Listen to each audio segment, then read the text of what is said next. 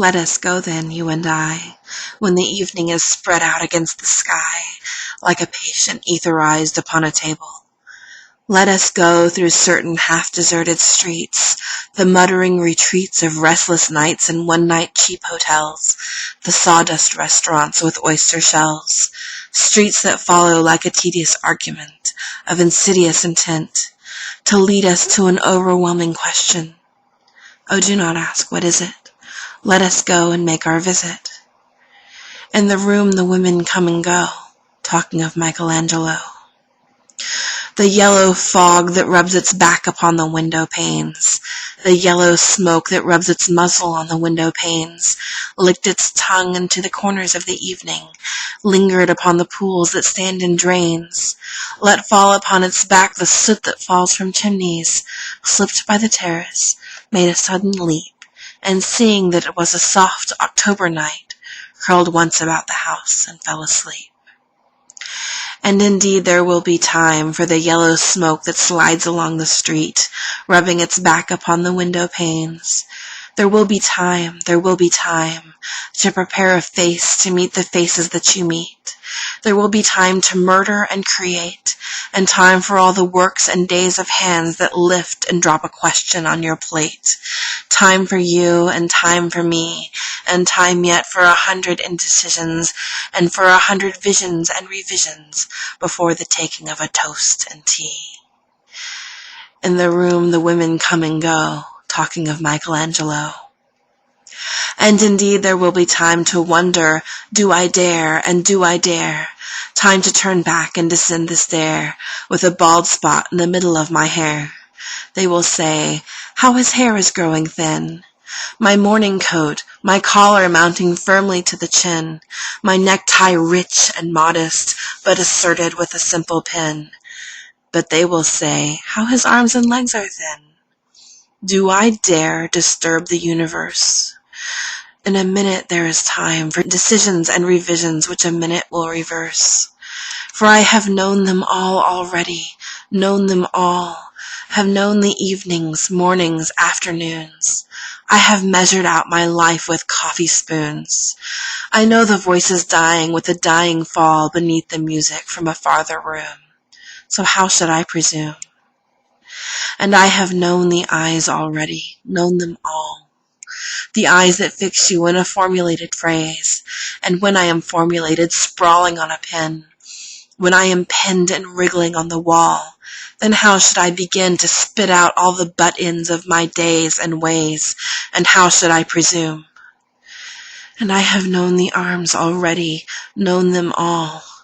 Arms that are braceleted and white and bare, but in the lamplight downed with light brown hair. Is it perfume from a dress that makes me so digress? Arms that lie along a table or wrap about a shawl. And should I then presume? And how should I begin? Shall I say, I have gone at dusk through narrow streets and watched the smoke that rises from the pipes of lonely men in shirt sleeves leaning out of windows? I should have been a pair of ragged claws, scuttling across the floors of silent seas. And the afternoon, the evening sleeps so peacefully, smoothed by long fingers, asleep, tired, or it malingers, stretched on the floor here beside you and me. Should I, after tea and cakes and ices, have the strength to force the moment to its crisis? And though I have wept and fasted, wept and prayed, though I have seen my head grown slightly bald, brought in upon a platter, I am no prophet, and here's no great matter. I have seen the moment of my greatness flicker. I have seen the eternal footman hold my coat and snicker.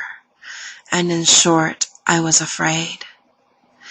And would it have been worth it, after all, after the cups, the marmalade, the tea, among the porcelain, among some talk of you and me, would it have been worth while to have bitten off the matter with a smile, to have squeezed the universe into a ball, to roll it toward some overwhelming question, to say, I am Lazarus, come from the dead, come back to tell you all, I shall tell you all? If one, settling a pillow by her head, should say, that is not what I meant at all, That is not it at all. And would it have been worth it after all?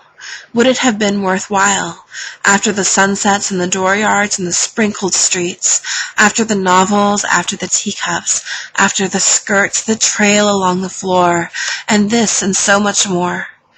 It is impossible to say just what I mean, but as if a magic lantern through the nerves and patterns on a screen, would it have been worthwhile if one settling a pillow or throwing off a shawl and turning toward the window should say, "That is not it at all.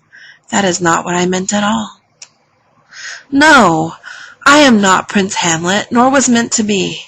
Am an attendant lord, one that will do to swell a progress, start a scene or two, advise the prince, no doubt, an easy tool, deferential, glad to be of use, politic, cautious, and meticulous, full of high sentence, but a bit obtuse, at times indeed almost ridiculous, almost at times the fool.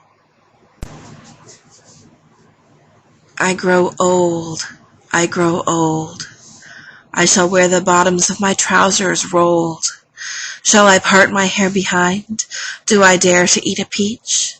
I shall wear white flannel trousers and walk upon the beach. I have heard the mermaids singing each to each. I do not think they will sing to me.